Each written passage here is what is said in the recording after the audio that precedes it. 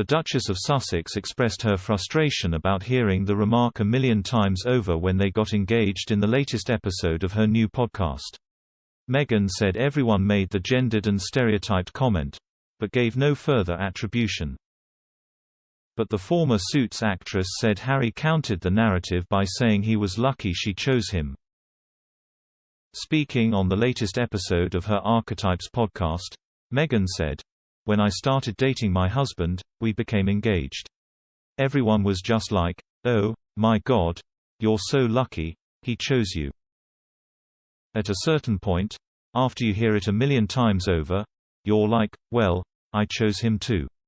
But, thankfully, I have a partner who was countering that narrative for me and going they've got it all wrong. I'm the lucky one because you chose me.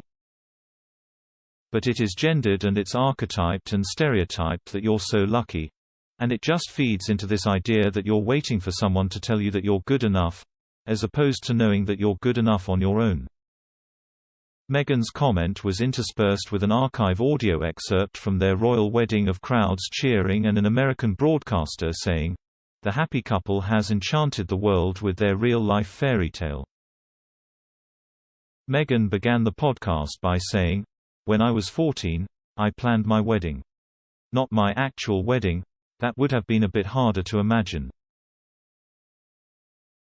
She described how it was actually a religious studies assignment at her Catholic school and how she wanted her wedding to be in the Bel Air Hotel with a swan lake and oh, my goodness, the dress, strapless and poofy, and I'd seen it in a bridal magazine. The Duchess said, "I took this project seriously. I wanted to get an A and I did. Maybe I got an A-. But she questioned why the assignment had even existed, saying, "At no point can you say no. My dream for the future is to be single. The message even at my feminist all-girls school was as traditional as it gets. First comes love. Then comes marriage."